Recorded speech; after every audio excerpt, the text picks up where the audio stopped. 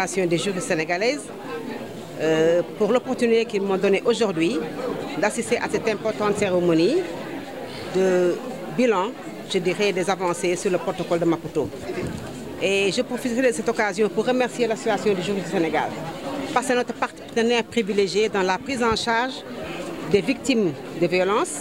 Comme vous le savez, partout dans le Sénégal, nous avons des boutiques de droit où nous sommes en partenariat avec l'AGS, qui nous permet de prendre en charge d'abord les victimes du point de vue social, mais aussi de nous accompagner, d'accompagner les victimes juridiquement parce qu'ils n'ont pas la possibilité d'avoir des avocats. Donc de façon bénévole, les juristes accompagnent des femmes qui sont victimes de violences dans presque tous les départements du Sénégal, mais particulièrement dans certaines régions où les boutiques de droit ont été installées. Donc cet événement a eu son importance parce que c'est le moment de faire le bilan des avancées du protocole de Maputo qui a été mis en place en 2003 et ratifié par tous les États, particulièrement le Sénégal. Et je pense qu'il est important de regarder ce que nous avons fait dans notre pays par rapport à ce protocole, mais par rapport à toutes les avancées des droits. Nous avons beaucoup avancé dans ce domaine par rapport à des acquis que nous avons eus. Principalement, nous pouvons citer la parité qui a permis à la femme de renforcer son positionnement dans le pouvoir public et même dans les institutions et aussi dans le pouvoir politique. Parce que les femmes maintenant sont représentées dans toutes les institutions et dans la gouvernance même locale, les femmes sont représentées. Et aussi féliciter toutes les femmes du Sénégal et même du monde parce que le plaidoyer a été fait et a été fort et nous avons eu cette avancée et cela a permis aux femmes de se retrouver et d'avancer dans le droit. Et l'autre recommandation forte, c'était de créer une plateforme de suivi au niveau de chaque pays. Et aujourd'hui, c'est tout l'intérêt de cette rencontre. Et ce qui nous interpelle le plus dans cette rencontre d'aujourd'hui, c'est la mise en place de cette plateforme.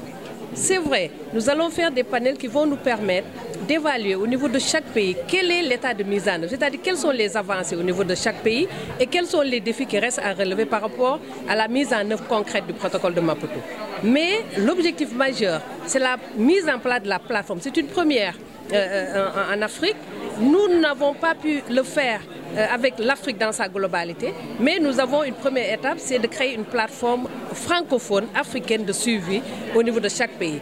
Et aussi de créer au niveau de chaque pays des cellules nationales qui seront animées par des points focaux au niveau de chaque pays qui vont produire des rapports périodiques centralisés au niveau du Sénégal par l'AGS, ce qui nous permettra au niveau de cette plateforme d'élaborer un plan d'action.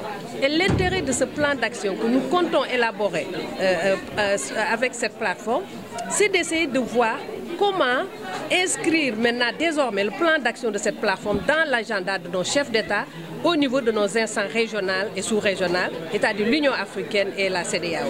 Le protocole de Maputo, nous l'avons dit tantôt dans la salle, c'est un instrument phare pour les droits des femmes et des filles. Pourquoi nous tenons, nous, juristes, à ce protocole de Maputo? Parce que c'est un instrument complet qui prend en compte l'ensemble des droits des femmes, c'est-à-dire les droits politiques, les droits socio-économiques, les droits, tous les droits que les femmes doivent avoir sont contenus, proclamés dans ce protocole.